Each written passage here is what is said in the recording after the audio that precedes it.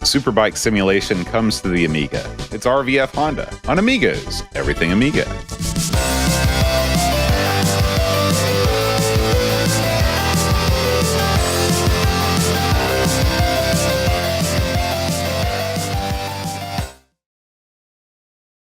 Hi, everybody. Welcome to Amigos. I'm John. And I'm Aaron. Aaron, today we're talking about RVF Honda. RVD Honda. Why is it whenever you've got Honda, they always want to put initials in front of it? RVF Honda, E Honda. What's wrong with having a full first name if your last name's Honda? I have no response to that because I can't name any other Hondas. These are the only ones I know about. Have you ever ridden a Honda or owned a car that was a Honda or a motorbike or a lawnmower? I do have some experience with Hondas. Yeah. For about 2 years or so, we owned a 2007 Honda Civic Hybrid. Oh, yeah. It's the one and only hybrid I've ever owned. Owning a hybrid is great until the battery starts to go on you. And since the car that we had was more than 10 years old when we bought the car, the battery started to fail immediately. And then go ahead. And then what happens is the car has no get up and go. It's more like get up and slow. So and then you try and sell the car, and guess what? Guess who wants to buy a hybrid with the battery dead? Nobody. That's who. So it's a hybrid. It could drive it had gas or battery, right? Yeah, basically the battery gets it going, and then once you're up to cruising altitudes, then the gas engine takes over. It seems like it'd be backwards, wouldn't you want the battery to take over while you're up to speed? No, because you're going to get more fuel efficiency, just like when you're driving on the interstate, you get better fuel efficiency. So the battery does all the hard work, and then the gas just kind of keeps it going. So without the battery, did you ever drive it where the battery just completely didn't work? You can't do that because the battery is also the battery. The battery is essential for the operation of the vehicle. So the gas engine is not set up to get the thing going. I love the idea of a car that just runs on a battery. Like that's it, battery, great. Yeah, sounds good. I've heard they have these days. Right, they do. The problem is, first of all, you just said it. Like, these batteries are the size of the bottom of the car. It's not like a couple of AAAs that you knock out. And you can't just replace them. When the battery dies, you're boned. Car boned. And you're right. Like, what's the resale value these days going to be? I don't even know. But I do know people like yourself that have had hybrids and it was time to sell them, and then they were boned. What did you do with yours? And you go down the rabbit hole, at least I did, of like, maybe I can replace the battery myself. Maybe I can build my own battery. Yeah. And there's all these things, and it's just that you see all these insane people on YouTube that have got all this duct tape and all these lithium-ion batteries they purchased from Amazon. Yeah. And it's just like, I don't want to put my life in the hands of myself. Is what I'm saying. It's why I don't work on my own brakes. It's the exact same reason. So you're telling me there was no easy way to remove the battery. Well, there is an easy way. It's called unfolding the old wallet and giving the dealer thousands and thousands of dollars to replace your battery. What did you do with your car? Well, we found a place where I don't think they knew the battery was as low as it was. Yeah. And then they gave us a trade-in offer that I felt was worth more than the car was worth, since half of the value of the car was the battery at this point. And so we took the trade-in. And are you telling me you fleeced some rubes? Is that what you're saying? Trust me, the used car dealer that we sold this thing to, I think he's fleeced plenty of rubes in the past. Yeah, if you're going to fleece a rube, that's the guy. That's right. That's right. That's the kind of, having worked for a guy that sold used cars. The rubes come early and often, and the fleecing is done. Even Jason would have been, of the Argonauts, would have been proud of this fleece. That'd be fleece left and right. We kept that car, and its snow performance was not ideal either. It's why? Well, it was it's a Honda Civic, and when the snow, it doesn't have what you call a lot of ground clearance. Oh yeah, and so when the snow came hot and heavy, and also just driving it on the ice, you want a car with 4-wheel drive if you live in West Virginia. I'm convinced of this because we just have too many roads that are not treated. Since today's show's about a motorcycle or a motorbike racing, And you just mentioned how bad the snow can be up here. It's funny, we haven't gotten a ton of snow for the past, say, 10 years. But every once in a while, Mother Nature drops the hammer, in the state. But I remember when I lived up on the mountain, my buddy Wes drove his motorbike down from Kentucky, and he drove up that hill in the snow.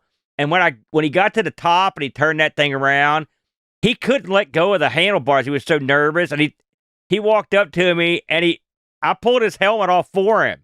And he had this look on his face, and he said, "I will never do that again." He was so concerned that when it was time to leave, we had to walk him down the hill with his motorbike because there was no way he was going to ride it down the hill. Well, so he almost died multiple times. Having been up the mountain before, I can understand why going up there on a two-wheeled machine with no protection whatsoever would be harrowing. I told you that story about Teresa when I was coming home from work, and I got a phone call, and it was Tree. And she was crying. "You got to help me. You got to help me. I can't move." And I looked as I went down the interstate. I could see her car at the steepest part of the hill just sitting there. And so I had to get home, park my Jeep, run up the hill, get in her car at a slant, and get that thing up the hill because she was too scared. You have to know that you have to have the touch. But that's right. You do. But that was good. It was good home security. Nobody was getting up there except for all the people that got up there. Speaking of having the touch, you got to have the touch when you're in the exciting world of RVF Honda.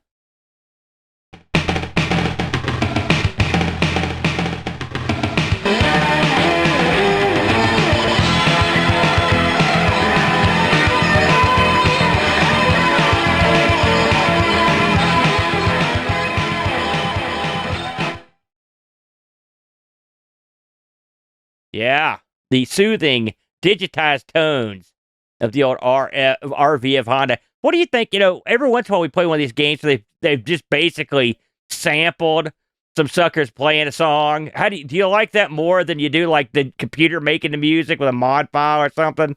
Well, I mean, the Amiga technically is nothing but samples. So, either way, you're not going to get something that sounds like Red Book audio. Yeah, unless you play C32, I guess. It is something that it's a little bit lower quality. So we were talking on the Discord actually about Lotus 2 because I was talking about how one of the things that keeps Lotus 2 from being a perfect game is the fact that you don't get the music while you're playing. And our buddy Reflection was he contended with if you tried to digitize the soundtrack and put it in there with the sound effects, you'd have to muddy up the sound too much, and you would lose some of the things that make those songs special. I am of the opinion that if you can ever have music in a game, you should. I agree, and we've played plenty of games where they had perfectly good background sound with sound effects. So I think it's doable. And really, losing the engine effect in that game wouldn't hurt. I mean, I'd rather have the music anyway. It's like Outrun, and I don't mind it. So, Boat, here we are. Everyone knows that me and you are both motorcycle aficionados up to the nth degree, masters of the motorcycle. But just for the neophytes out there, I thought I would, since this was the RVF Honda, I thought I would actually look up what kind of motorbike this is, just for fun. Because I didn't know. Did you? No, I looked it up as well. Please elucidate. It's the RVF Honda, as mentioned in this game, is actually called an RC30. Okay, it's mentioned in the docs, which we'll get to. It's the Honda VFR 750R model code RC30. This was a bike that was created for the World Superbike Championships by Honda. It was released in Japan in 87, in Europe in 88, and America in 90, and they only made 3,000 of these bikes, Boat. And they sold, this is that bit, remember that bit in racing where you had to make a certain amount of the car you're going to race? Mm-hmm. That was part of the deal. I guess this is one of those deals. And so these things sold for 15 large for these motorbikes. That's expensive for 1987. Yeah. The thing's got a top speed of 153 miles an hour or 246 kilometers. It's got a 75.94 horsepower, and it was used in 1988 by Fred Merkel, who won the inaugural Superbike World Championship and then repeated the feat in 89. So there you go. And a few other guys used this bike, including a fellow named Helmut Donnie. He set the fastest Nordschleife lap time on the motorcycle in 93, and he used an RC30 as well. Have you ever sat down and watched any of the World Superbike Championship racing boat? Before this week, I had not. But then this week, in honor of the game, like so many games we play, the game has opened my eyes to yet another sport I didn't know anything about. They call it Superbike. They call it motorcycle F1. They call it MotoGP. Lots of different names for this particular sport. Oh, okay. I played a game called MotoGP, so I guess same kind of bikes. I remember that game. Same thing. These are all bikes that go extremely, extremely fast, and it's motorcycle racing. It's essentially F1 on a smaller scale. Although the bikes points drive faster than F1 cars.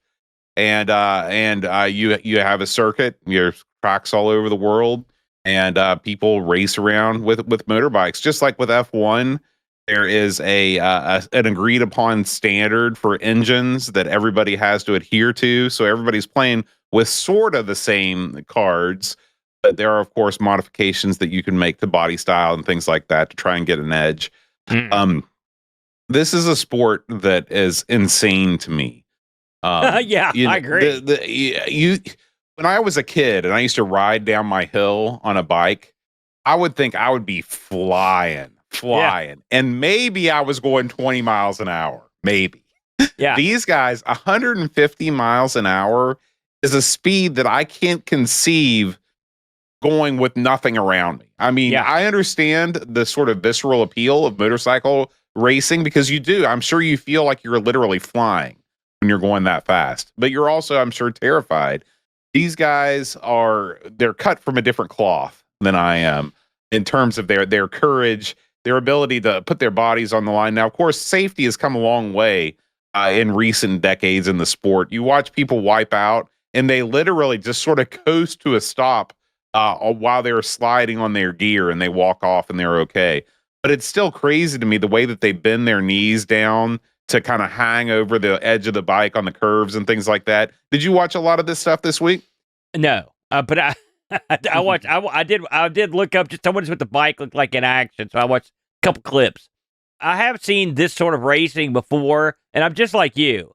It's got to be. I mean, NASCAR and stuff's pretty crazy, but like this is bonkers. This is bonkers. Can you imagine going 150 down one of these tracks and going through a turn but landing your knee on the track? It's madness. That's total madness. So, I mean, I give these guys ultimate credit for having the guts to do it, because I sure as heck would never even... I'd be afraid to coast these things out of the pits. Much less, I'd be afraid to hit the gas on these things for fear of falling off. So, yeah, it takes a certain type of person, and that person is less of a wiener than I am. So, just getting into the particulars here, RVF Honda was released for the Amiga in 90. Now, this was actually, this came over from the Atari ST boat, which got a release in 89. This was published by MicroStyle. MicroStyle's biggest claim to fame, I think everyone knows, is Stunt Car Racer, which is one of the all-time great Amiga games. But it did a bunch of other stuff, including International Soccer Challenge, Oriental Games. We still got to play that boat. Rainbow Warrior, Rick Dangerous 2, Simulcra, which we did play that a while back, Xenophobe. Those were all theirs. And this was designed, coded by Ed Hickman. Ed Hickman didn't do a ton of stuff on the Amiga, but he did a lot of other stuff. So he did a game called Hot Shot on the Amiga, but he did a lot of stuff on other systems. He did Zigzag on the ZX. He did Chiller on the MSX. I don't know if that's the arcade port. I have to check that out. I would think so. He did Jimmy White 2 for Windows. Electric Boogaloo. He did Spellbound on the CPC. Get this. He did a game called Non-Terra Quisus on the Enterprise 128. Oh, That's an ARG flashback. He did Spellbound on the CPC, and he did Minder on the MSX. I wonder if that's the same as the ZX Minder. And then another one we covered, Nighttime on the CPC. So this guy, he went all over the place, from Windows to the for the Enterprise, the CPC, this guy did a little bit of everything. So clearly, he had a lot of jack in the programming department. The graphics on this were done by a fellow named Ralph Hickman. I'm assuming Ralph and Ed are related, but that you don't see a lot of Hickman, but I can't tell you for sure. And the music on this was done by Nick. By the way, Ralph Hickman has no other credits on the Amiga. Nick Morbath did the music. His only other credit on the Amiga is Pictionary, the game of quick draw. So there you go. That rounds out. So basically, this was Ed Hickman and Friends. Basically, it's really the only music to speak of. It's pretty much the opening. This is OCS one discer. This sold for a 24-pound 95p boat. So this wasn't a freebie. And what you got for your money on this was a game of playing the Formula One bike racing, as you mentioned, where you can really the options on this are sort of limited. You can basically practice on tracks, and you can run the circuit. That's pretty much the long and short of it. It does have a 2-player option, but the 2-player option is only for linking 2 computers together, which was much the same in Stunt Car Racer, and you can actually link up an Amiga and an ST if you want to, or 2 Amigas or whatnot. So you do get that ability, but pretty much your options are basically limited. So when this thing honed into Viewboat, it comes up with that digitized audio and the various pictures, digitized pictures and non-digitized picture of the motorbike and people riding the bike. What do you think of the presentation and the menu system when this thing came up? Crap. Okay. don't hold back, Boat. I mean, this is as bare bones as you can get. Yeah. It's a little sparse. I'll give you that. I'm going to judge this game as a full price title, which means I'm taking the gloves off. Okay? It was a full price title, right? If you're charging 25 pounds for a game, I want to see a certain amount of effort put into every aspect of the game. Okay? Yeah. And what you have here is not that. What you have here is a series of text-based menus with, admittedly, a very nicely drawn picture of the motorcycle. The motorcycle looks good. Is the motorcycle moving around? No. Is it animated? No. It doesn't spin. It doesn't do anything. It just sits there. But it's a nicely drawn picture. Okay. You go into the options. The options are sparse.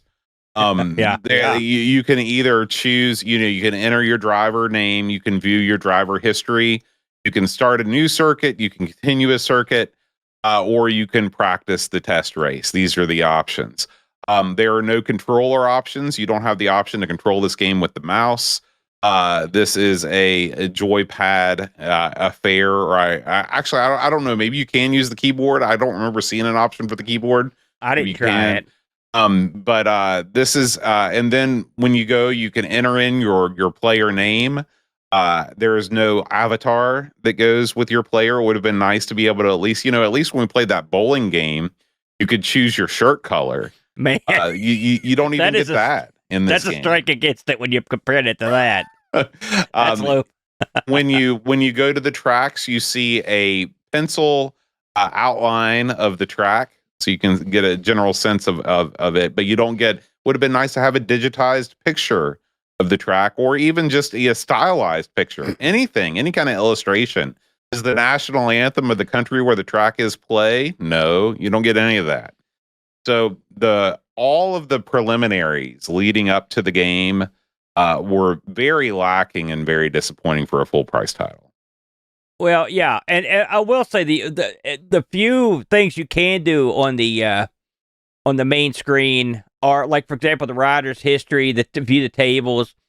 Really, what you really have to get into the game for a while before you even bother with that, because it will pick up, like, it'll give you the best laps and best and point leaders and stuff like that. But I mean, it's not like you can't, for example, this game has no ability to change the controls. You can't even change. I mean, there is no automatic on the bike, which, I mean, I can understand that, but they don't. I wasn't necessarily real keen on the control method, which we'll get to. I wish they'd come up with a couple other different ideas for that, but there's no changing any of that. There's just, like I said, it's go time. It's go time all the time, and that's it. Which I will say, admittedly, it's the same way MicroStyle approached Stunt Car Racer. It's not like it was a option-filled game. So it's very similar. The only difference is that, well, actually, there's a lot of differences. Stunt Car Racer gives you a fully 3D modeled version of the track. But it does show you pictures of all the other characters, now that I think about it. Yeah, so it's nothing like the other MicroStyle games. Well, I mean, but I'm talking about in terms of control setting or any of that stuff. The menus are not what I would call detailed. It's not like Indy 500 or something. The box on this, so just to put it in perspective before we get to the game proper, the box on this, the bullet points promote highly accurate, that this is a highly accurate motorbike simulation. I like it when one of the bullet points is excellent graphics. It's putting itself over. Fully realistic controls. I'm not buying that. Otherwise, there'd be a million dead bikers. Digitized engine sound. We'll get to that. Various levels of difficulty. That's true. That's true. How do you mean? When you start the race, you start in the clubman division, and so you're by default you're playing the easiest race. But I mean, you progress. You progress. The famous racetrack circuits. I'm assuming these are famous. Not being. Yeah, I'm sure they're all based on real tracks. And the championship point system. It says here that you'll race on famous tracks like Donington, Hockenheim, and Stadsbergen. And you will negotiate oil slicks, among other things. They do have oil slicks. It's funny. I wasn't sure what I was seeing on the track, but apparently that was an oil slick. You know what you don't see a lot of when you watch real MotoGP racing? What's that? Oil slicks. Really? Yeah. You need that. The spy car has got to be out there or something. It's not like you're out racing the terrorists and people are dumping oil cans. Yeah. They keep the track pretty clear in MotoGP. So let's talk about the game proper. Like Boat said, once you have spun up your own competitor, it's time to tackle the first track and get at it. Once you pick your track, you'll have the chance to practice on that. Well, you have the option to practice on a track, or you have the option to practice in general. But basically, once you start a circuit, it is a circus. You can race, practice, or just not race. You could just choose not to race, withdraw. What great options. Race, and the funny thing is, if you withdraw from a track, it's not like you're just going to go to the next week. Now, you're not getting up by that easy. You're going to have to go through that track. When you practice, you're on the track I forgot one of the options that you can pick. You get to pick how many laps. We need to talk about this right away. You can pick from the different laps, like up to from 5 to 20, I believe, are the laps. There is no, I'm a guy who likes a good 3 laps. That's the maximum laps I want. I don't want more than 3. You don't have that choice on this. And I don't know if that's part of the rules of this particular sport, but as a gamer, bend the rules for me. I mean, did you like doing 5 full laps on these tracks? Well, I mean, this game is a simulation. Okay. And so it purports to be a simulation. I believe real MotoGP races are more along the lines of dozens and dozens of laps. Yeah. So they probably dialed it back just about as much as they could. Well, I'd like 3 laps. So anyway, with all that said, you start the race. If you practice, there are no other competitors. If you don't practice and you're in the actual circuit, you're out there with a full slate of guys. I believe it's 8 total racers that are in the hunt. Plus yourself, excuse me. And as you come up, your guy's standing beside the bike.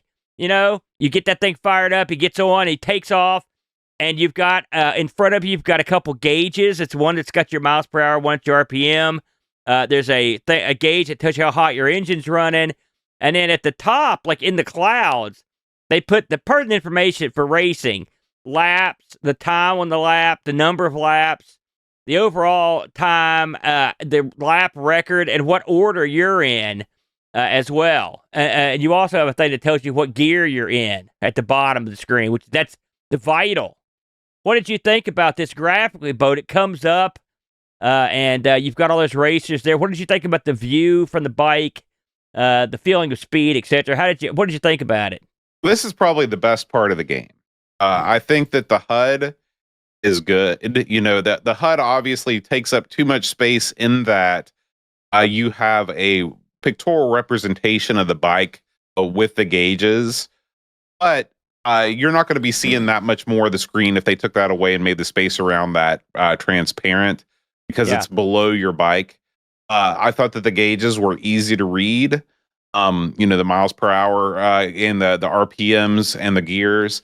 I'm pretty sure that the heat, your temperature is just for show. I don't believe that needle ever changes. And then up top, I really enjoyed how the everything was. You've got your current lap, you've got the time, you've got the record, you've got your position, you've got the gap between you and the next motorcycle, which you never get in racing games. That's awesome. I love the fact that they calculate your gap, so you see how much you have to gain on the next racer. And then I also like the race order. This is a game, unlike so many other racing games we've covered, where all of your opponents are in different colors, and the different colors are actually meaningful. Like, you have a set number of opponents on the track. They're constantly changing positions, and you can see the race order on the screen. This game does a lot of things right in the HUD department. The only thing that's missing, I would have loved if they would have taken a little bit of the screen on the left or the right side and put a little mini map on there showing you where you are on the track. That would have made things about perfect. But other than that, I have no complaints about the HUD at all. I would agree with you. It's funny if you think about it, because they've put the digital information at the top of the screen, and really the top of the screen. I mean, the background color changes because the sky. Sometimes you're racing with a kind of an orange sky, and sometimes it's blue. But really, if you think about it, the only moving parts of the screen are like right in the middle. So really, it's a kind of a cute way to basically trick you when all the action takes place between the HUD and the upper part of the screen. But it's the illusion works when it comes to playing it. I don't think they were too wasteful with the bottom. You do need the gauges to take up a certain amount of the screen. So I'm like you. I don't have a problem with it. I thought they added in a lot of the information you would want to know when you were racing, and so I thought, for the most part, I thought they did a good job in terms of that stuff. Now, let's talk about the racing proper. So, in this game, of course, you only have a standard motorbike. You have to go up through the gears, and you basically use your button and your joystick to flip up and down through the gears. Okay, and this is a game where you push forward with the joystick to go. Okay, so what did you think about the control method, Boat, for going up and down the gears and moving your character? This was the most challenging part of the game. Yeah. Because whenever you have to downshift, you automatically have to brake. And I don't really know about how motorcycles work, so maybe you have to do that. But I don't think that you do. I don't think you have to brake to downshift. And so if you're coasting around a curve and your speed decreases, you need to adjust to the gear that you need to be able to get back up to speed in an expedient way. And so you end up slowing way farther down than you normally would, which means that you have to downshift again. And so essentially what this means is whenever you brake at all, or whenever you're forced to brake when you go around a curve, you have to go down to at least second or third gear at the minimum, just to be able to be in a position where you can raise your speed up enough and start that curve up again. It's really, really unfortunate. What I would have liked to have seen is just take away the brake.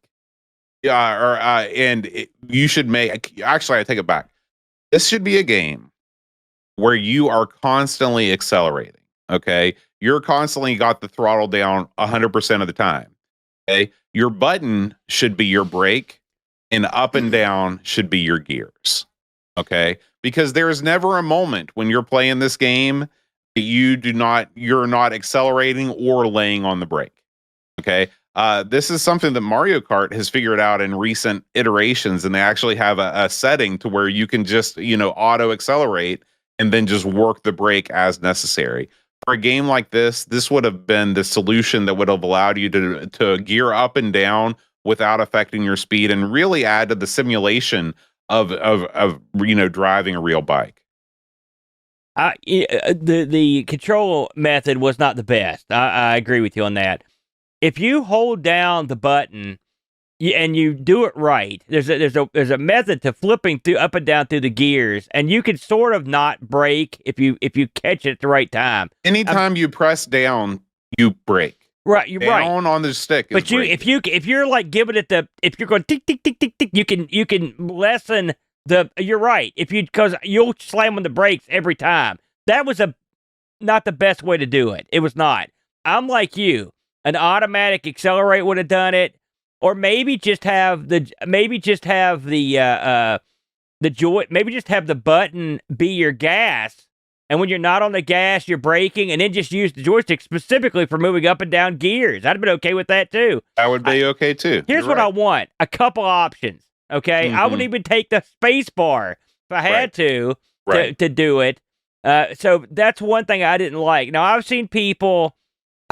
I got better at this as the week went on, all right? Was not great by any stretch of imagination, but I got slightly better. At first, it was too hard. Like you said, it's easy to slide right off the road. This is not the kind of game where you can just slam on the gas and just hope you're not going to hit the tree, because you're going to hit the tree. But you are. The whole game is moving up and down those gears. That's the game. In terms of the control going left to right, the game controls. It's not what I would call speedy or precise, but to me, that was a choice they made to sort of, because you're handling a big, heavy bike. It's not going to zip back and forth like a scooter, so I didn't have too big a problem with that. But I mean, I've heard a lot of people say that the controls are kind of logy, and they are. But I assumed that was part of the game, to make the controls a little bit logy when you play the game. But the controls, they're not the best. They're okay. You can get used to them, but I wasn't putting up any great times. I've seen people that were quite good at this game, but the majority of the people I watched play it were just like me. Let's talk about the actual racing itself, the racing proper. When you're out there against your other opponents, one thing you'll notice is that you really don't have any effect on them. I mean, you just go right through them whenever they're there. Although, trust me, you won't see them for too long before they whisk off into the down the road, and you won't see them again. They're gonna be gone. It's hard as heck to keep up with the pack in this. I mean, very difficult because and once you fall down one time, you're boned. If you wreck on this course, really the only way you can wreck is to veer off the road and hit an object on the side of the road. And when you do that, your guy will have to guide his bike by hand back on the course. He'll have to get off, and he'll have to run with the bike for a while to get it going. Then he hops back up on it and takes back off. That's kind of neat. The animation's real good. Let's talk about the backgrounds, the motion effects, and the road in this. Now, Boat, we've played more than a few racing games, car racing, bike racing. How does this one fare? Because really, graphically, that's what these games come down to: is the feeling of speed and the how pretty it looks. What did you think about the graphics in this in terms of the racing graphics? I would say serviceable. This is the nobody won any design awards for the trackside trees and shrubbery. They look like generic Christmas trees. What they look like a kid would put on a Christmas card. And as everybody knows, you put stuff on the side of the track to further the illusion of speed. So it really doesn't. They were just they did the bare minimum that they needed to. I mean, these are almost Atari 2600 level trees and shrubbery. The sense of speed, however, I thought was just as good as most racing games on the Amiga. You do feel a sense of going fast, and slow. You definitely feel a sense of going slow when you're pushing your bike after you wreck. So I thought that was good. It's not ugly. It's just very plain. I'll just call it very plain. I would say graphically, I mean, you're right. Serviceable is a good word for it. It's not the word. It's better than Jaguar, in my opinion. Yeah. But slightly. It's not in the same ballpark as something like Lotus. And it's got the classic Atari or Sega striped lawn that you go past. And then, everything on the sidelines is super generic. The road is super generic. I mean, it never really changes except for occasional black splotch in it. And occasionally you'll go under like a bridge or a sign. And I would say graphically, this is even a step down for something like Vroom, which had, I thought was more attractive. It had tunnels and stuff in it that looked nice. This I would call low end on the outside, and the road I would say is serviceable. When you put this package together, and you're out there racing in the circuit, and you go through and get your points to try to advance on, it keeps track. It keeps all the racer scores, the whole 9 yards, and so provides you a little more depth than something like Super Hang On. I will say, we played Super Hang On. It hasn't been too long ago, has it, Bo, since we played that on the Amiga. And I will say, I don't know. It could have been last month, or it could have been 3 years ago. It's hard to say. You're right. I like this more than Super Hang On. I like it a lot more, actually. I think there's more game here. Super Hang On had even less options than this. And I think it's a better looking game. I think this is a game that if you master the controls on it, there's a good time to be had. I do like the idea of hooking a couple of these machines together. I think that would probably be the most fun, which is much like Stunt Car Racer. If you've got another human opponent, you may have a chance of seeing him or even looking at him go by, for example, when you're playing until you get good at it. So I can see where there'd be fun in that. It's funny, I was watching one of Agima's videos. He did a video on this, and he was talking about how difficult it was to get the two computers hooked up. He said they had all kinds of trouble doing it, and it would fail all the time. So your mileage may vary on that. We've done Stunt Car Racer. Wouldn't have too many issues. One thing I did notice is that occasionally you can wreck or whatever, and your gauges stop working. That happened the very first time I played this game, and that's unsettling because you can't tell how fast you're going or how many RPMs you've got. So that was something unusual. But I mean, this game I would call no frills, I guess would be the best way to put it. How would you summarize this bad boy, Boater? I agree with you. This is way better than Super Outrun. This feels like Super Hang On. Sorry, yeah. Super Outrun, not a game.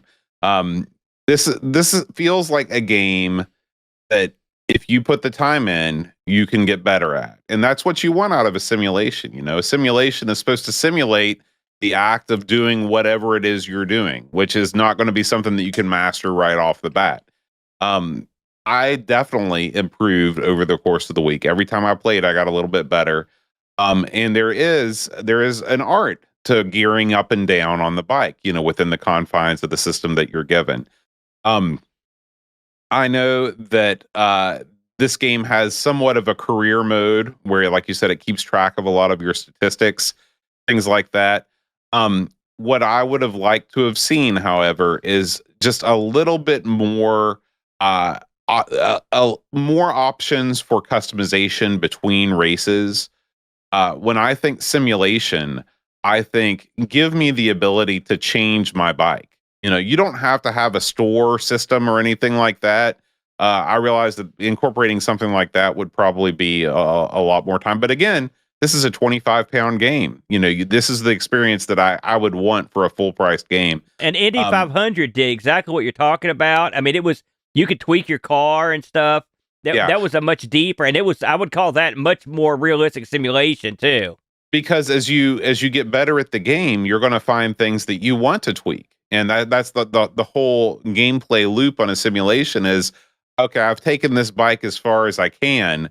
Now I need to upgrade a part, and that'll let me get a little bit better. And so I would have liked to have seen more personalization with your driver. I would have liked to have seen more personalization of the bike. And I would have liked to have seen a little bit more, a little bit of a local color in every track. I'm not asking for, a total track redesign for every country that you're in, but even just putting the country's flag at the beginning or giving us a picture, on the track select screen something that livens it up just a little bit. It really would have made a difference and would have encouraged me as a young player to put even more time into a game like this. Well, I would like, I mean, just to expostulate on what you said, I'd like to see, like, not blank signs, not blank banners. Where are the crowds? Where are the, I don't mind the fact that you don't get a whole lot of customization, but here's what I mind. Low frame rate. That's what I don't like. I want control options that you don't get. I mean, these are small things that not the frame rate. There may have been limitations, but, we've seen other games that do a better job with the frame rate and looked better, so I think it probably could have been done.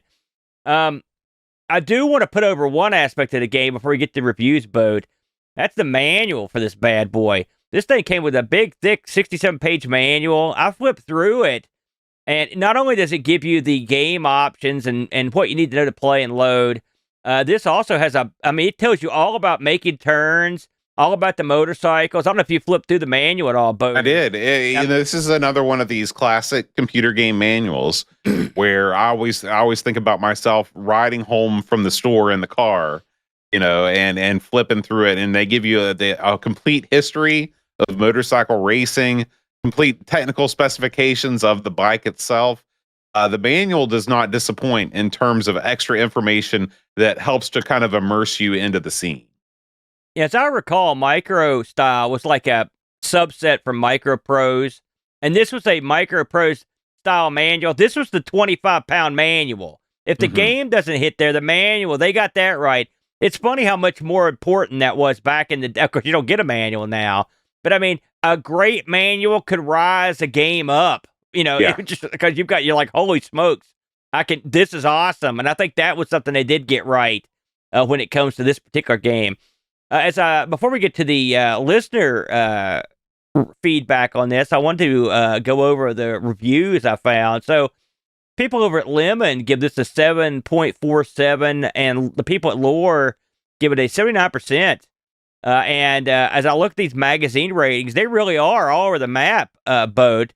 Amiga Action looked at this in their very first issue, October 89, and gave this a 66%. It's funny, though, they gave it a real flowery review, so maybe they have a different sort of grading system back then. Amiga Computing gave this one a 88. Amiga Joker 71, AUI 8 out of 10. CU Amiga 96, very high. Dator Magazine gave this 8 out of 10. The Games Machine 79. The One 72. And 01 gave this an 81. The overall average of those ratings and scores comes into a big 80% boat, so the lowest conceivable B here in the States. What did the people in Discord think about this one? We got 2 reviews this week. The first one comes from Pajako6502. He says, launching around 2 years after we got the excellent Super Hang-On port for the Amiga, so there's really no excuse for anything that doesn't at least meet that bar. I appreciate that RVF is a racing simulator and Super Hang-On is an arcade game, but the overall racing experience should be similar, and RVF feels quite choppy. Control the bike at high speed, plus you can ice skate across the screen at low speed. So if you go off the track on one side and then drop gears and try and right yourself, you can end up on the other side of the screen very quickly. I just found the game a constant cycle of speeding up, slowing down, and changing gears, just like riding a real bike. The controls had to fit on a one-button joystick, and playing this felt like I was doing it rather than let my instinct kick in and do it. Although I will say that playing on joystick over a gamepad makes the world of difference. I like that they added bike damage into the game, and I had my rev needle break and the gears mess up, so I can't select certain gears. So they clearly had put some effort and thought in. And the motorcycle audio was also pretty good. Graphics were okay, but the scenery did not come off looking good. If you like simulation-type racing games, then you'll probably enjoy this more than I did. 6 out of 10. He brought up something I want to mention real quick that we didn't talk about. It is the motorcycle engine sound. I don't know enough about the motorcycle to tell you that that's an accurate portrayal of the engine. But I know I read some people say that they thought it was great, and I read some people say that they hated it so much because it sounded like a lawnmower. So, I did read somewhere that it was a digitized real bike, but of course it doesn't mean anything, because if you do a bad job at digitizing sound, then you end up getting the ET phone home sample, rather than the full-throated roar of a real Honda motorcycle. What did you think of it? I turned it off. Jeff Hanna writes, realistic is always judged. So let's try that again. Realistic is always hard to judge historically. The limitation of the target hardware make judging if a game was as realistic as possible a challenge. Overall, I don't think RVF Honda deserves to be referred to as realistic. Other than the steering input and manual transmission, there isn't much in RVF Honda that would separate it from an arcade racer. There is no tire heating or degradation, no accommodation for engine issues other than a temperature gauge, which for me never approached overheating levels. I guess having one or both of your gauge needles fall off after even a minor impact is realistic. I once bought a black market Breitling watch in Shanghai, China, and the hands fell off after it got dropped about 3 inches onto a table. So that tracks. The cyclist sprites in the background environment strip are nicely detailed. The trees do not have the same level of detail, though. The basic nature of the trees detracts from what could have been a decent-looking game. The steering input may be realistic, but I was fighting both understeer and oversteer. At low speeds, the bike refused to turn sharply, but after a certain speed, the bike would suddenly oversteer and throw itself across the track. Trying to translate proportional steering to a digital joystick is always tricky, but many other games accomplished it with greater fidelity. I couldn't find if RFV Honda supports analog joysticks on the Amiga, which could help with the steering input issues. Overall, RVF Honda is an arcade racer with minor nods to realism. There are many arcade racers on the Amiga that are more engaging and entertaining than RVF Honda. 7.5 patches of road rash out of 10. We need to find those other ones because we haven't seen them yet. Just quickly before we move on, I did, just for posterity's sake, I did a side-by-side with this and the Atari ST. It's older brother, and really, can you see much of a difference in Boater as you look at these? No. To me, it looked almost identical. And I think the ST version looks a little better. Look at those white-capped mountains in the back. Well, I think it's just a different level. Seems like MicroStyle dropped the ball on the Amiga port. No, I don't listen. Don't fake bury MicroStyle. They do good stuff usually. This isn't bad. I just think this one is a little bit too basic for my taste. Maybe I've been spoiled over the years, but still, if this is your cup of tea, Boat, you might find a few hours of enjoyment on the back end of this motorcycle. That's RVF Honda. I'd say I'd put this somewhere in the C range, Boat, myself. Is that where you'd place it? No, absolutely not. This is a solid B title. Oh, a solid B title for you. There you go, everybody. Welcome to Retro Rewind. I'm your host, British Jones. Whether you're into the Amiga, Commodore 64, or Tiger Floral Print speed suits, Retro Rewind has all you need from the friendly hosers of the Great White North. Looking to upgrade your Amiga? Check out the Amiga OS 3.2.2 Kickstart ROM for just $18. Or maybe you need a C64 or C128 diagnostic harness. Grab one while they're hot. Don't miss our best sellers like the 1541 Transit Card for just $1, or the incredible Amiga Coin Cell Battery Adapter. Shop now at Retro Rewind Limited and bring your classic computers back to life. Retro Rewind Limited. Frank's the man. Amiga News.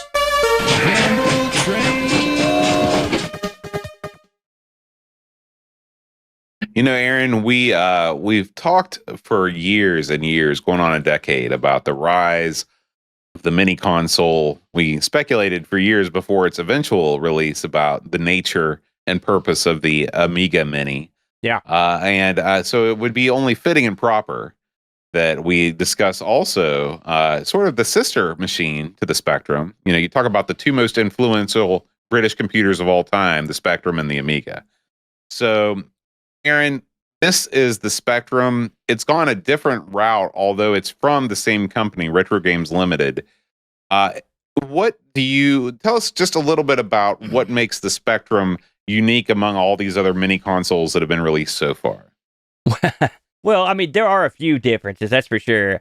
I told Boat, I said, of course, we're going off topic here on the Amigas, but me and Boat hosted R. Sinclair for so long that I want to get his input on this. And plus, I know there's a lot of crossover here, so I hope you'll indulge us for a few minutes. The news is a little bit slow on the Amiga side, so we thought we'd talk about the Spectrum.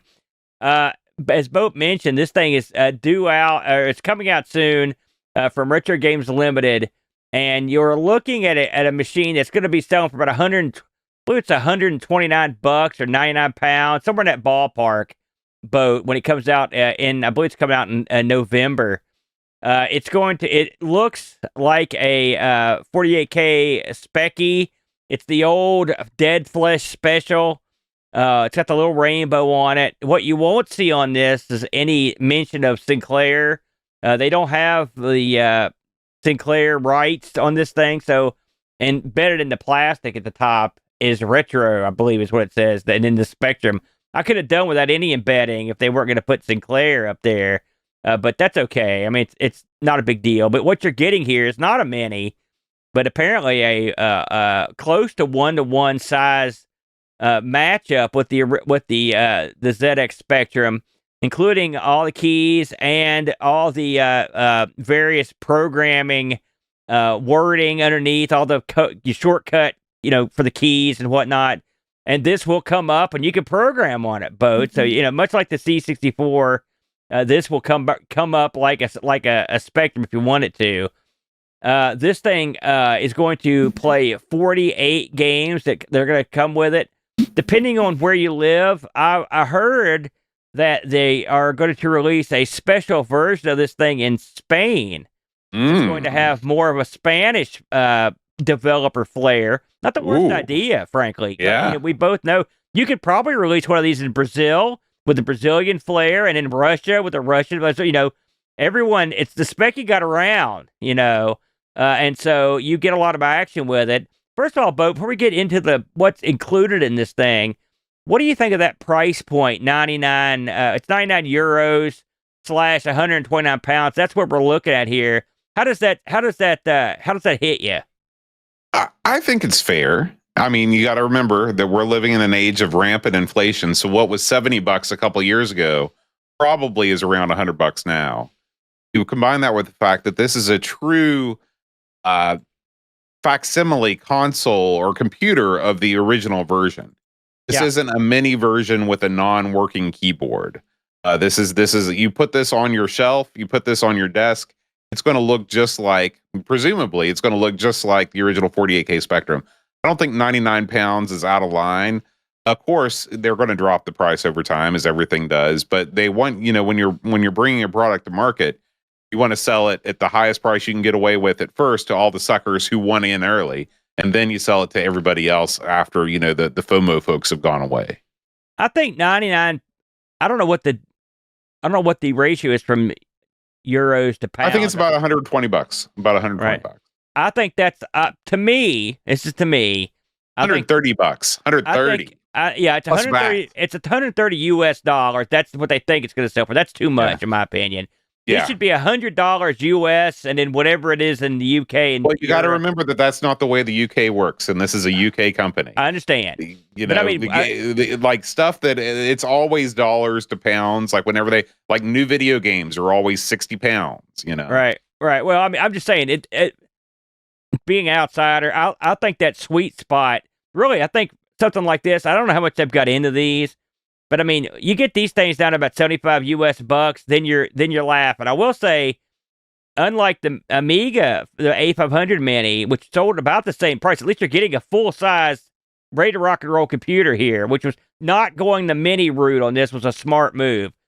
You get a slew of USBs. I think it's got 6 maybe USBs. You've got your HDMI, and it has a USB-C type power plug on it. I believe it also even has a power button on it. Not too bad. Always good to have. And you've got your SD card.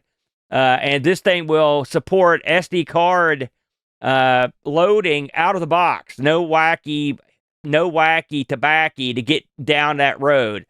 I think I've heard that it will support most Specky formats, including TAP files.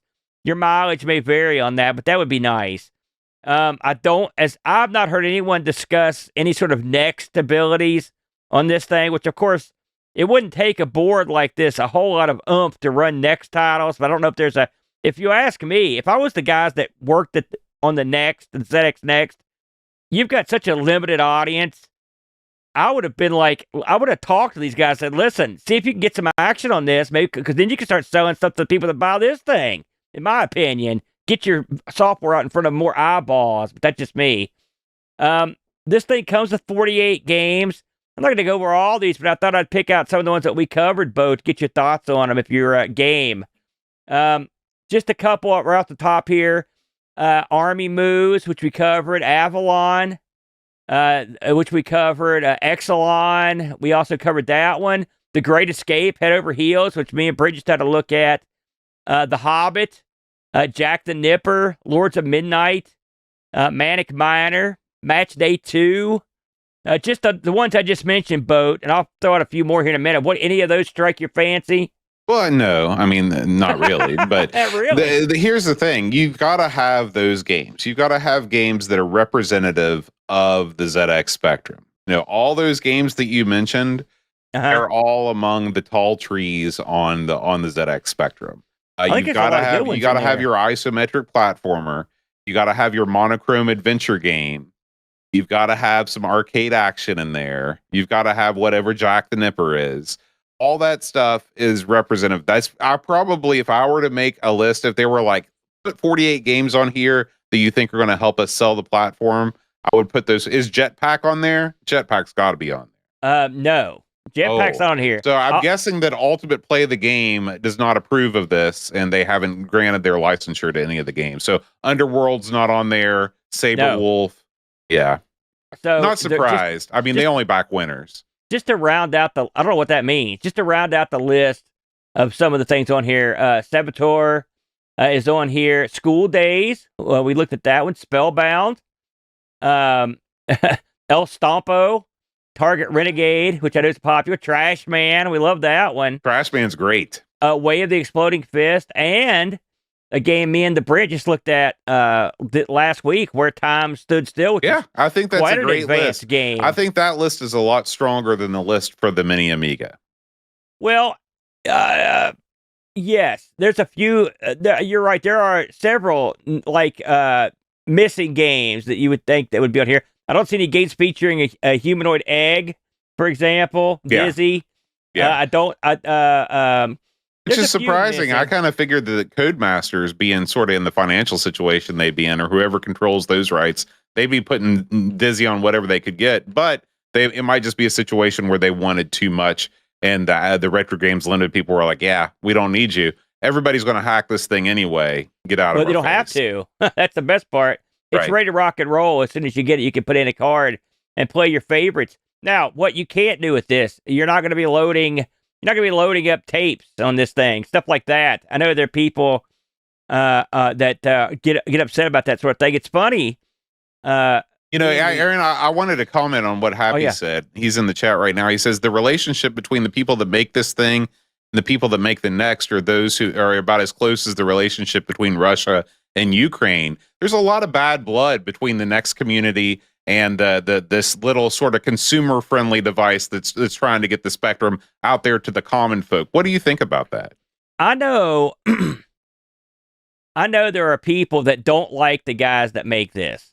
All right. And it's funny. One of the games on here, when me and Britt were talking about this the other day, I think there's a Horace game on here. Horace Goes Skiing. Remember all that crap with that guy that got mad and tried to take that YouTuber chick down because I remember that obscene stuff with Horace or whatever. People got mad. All right, and I don't know if that guy's formally involved. That's the way they were talking when me and Bert were talking about this. And I've read a few places, and I went on a small mini rant when me and Brett talked this, and I'll go on it again. I don't know, and I like the guys over it. I like a lot of the guys that worked on the Next. I talked to some of those guys. It's got nothing against it, but let's call a spade here, brother. It's all about cash. You know what I'm saying? I'm looking at really good Next titles that are dying on the vine. And if you've got a way to make a few extra bucks, that you can stick an SD card with your next game on after you sold it to somebody that bought one of these, why not take an opportunity to do that? Now, that's irrelevant to this. If you don't want to buy one of these things because you don't like who makes it, that's cool. I'm down with that. Maybe you know more than I do. I'm just Joe Consumer. I'm not an insider, but as a person looking at what they're putting out, and having bought some of their other stuff, I've got an A500 here. I like it. It's a good beta kit. It does the job. And for your average lay person who, I mean, this isn't like, say, the Genesis Mini or something, where like pretty much anyone can go get a Genesis if they want to, stick in a cartridge. These are computers. They're hard. People forget how to do this stuff, just like the Atari one. If they make it easy to play, you can plug it into your TV. You're opening the door to a world that a lot of people have been shut out of, right? So on that level, I'm totally down with it. If there's stuff going on behind the scenes, I mean, there's always crap going on behind the scenes in the retro community. You know, who could keep up with it? I can't. I won't. To be completely honest with you. Well, you know how people get though. You're especially in the retro community. You get into one of these camps, and then it's very difficult to leave that camp once you're in it. So if if you've aligned yourself with the ZX Next folk, and they've taken a position, then you don't want to leave that. You don't want to leave your post because then you're abandoning the next community. Well, I just looked at what Picard wrote. If it's like the Amiga Mini, the A500 Mini, which still can't run all the games like the manufacturer intended. I've got an A500 Mini, okay? I have jacked it to the nines thanks to Amiga Jimmy. You've heard me go on and on about that, Amy Jimmy. Does it play everything perfectly? Probably not. Probably not. Does it play things as the authors originally intended? What year is this boat? It's 2024. You think the authors of RVF Honda were thinking to themselves, man, I hope in 2024 some sucker's not trying to play this on the web in a browser or on like a Pi. I mean, what are we doing here? You know, and show me the Amiga that plays all Amiga games. You've got one that we can't get half the crap to run on. We tried. Exactly. So don't give me that. That's a crap argument. I'll look at this thing a lot like the big PS5 thing that just came out. People are up in arms. They don't want to buy it. Don't buy it if it's not your cup of tea. But there's no reason to be a hater. If you don't like the guys that make it, fine, don't buy it. That's going to hurt them more than your words. You know what I mean? I mean, why is everybody so uptight? You know, live and let live. I mean, everyone's got something going on. I mean, I think it's great that the Spectre's going to be out in the stores. People can, this isn't like the A500 Mini. This is a fully functional machine that someone can buy and take home and program on. It's nice. I don't see the problem with this boat. Yeah, me neither. I'm with you. I hope this thing takes off. I hope they sell 1 million. And I hope that a lot more people that didn't have Spectrum as part of their life will have it, you know, and maybe this will be one of those things that will get the next generation or younger generations into playing Spectrum games because you're not having to type in strings of commands to run games. You know, you've got the carousel, you boot it up and you go. So I think that this is only a positive for the retro community, and it should be hailed as such. That's my take. You know, just one more thing. Happy just brought this up. These are the guys that shut down the guys in Poland who are making an Atari clone. Okay? Here's the thing. I like the guys making the Atari clone. Look good. But that's irrelevant. Okay? These are people that invested money in a property. Okay? If you don't actively, it's same with the Horus guy. Okay? If you don't actively attempt to keep your trademark unique and owned by you, you won't have a trademark. You can't just let anyone do what they want. Is it right? Does it make you look like a jerk? Yes. Could they have been more lenient? Maybe. But I mean, that's just the way business works. It's the way it works. That's my opinion. You know, there you go. So we're gonna rock and roll. Well, yeah. So we're gonna save the rest of the Amiga news for next week since we went long on the Spectrum. But we were going to just go right on ahead to what we're playing next week. What is it, Aaron? Let's have a look. I done lost my voice, Boat. Yeah, you were intense. It's Elvira, the arcade game, Boat. Did we ever play this? We did, didn't we? We did. This is a second look category. We played this all the way back. I believe this was our first Halloween spooktacular, Aaron, where we covered all 6 Elvira games in one episode. Man, that was dumb because those games were hard. They were hard games to play. So I like the box on this. That's for sure. Yeah. All right, guys. Thanks as always for listening. If you want to support the show, patreon.com/Amigos podcast. We'll see you next time. And until then, adios. Amigos is made possible by contributions from listeners like you. Patreon supporters help choose the games we play, receive exclusive magnets, and get access to the Amigos Retro Gaming Discord server. Visit patreon.com/Amigos Podcast if you'd like to support the show and join our community.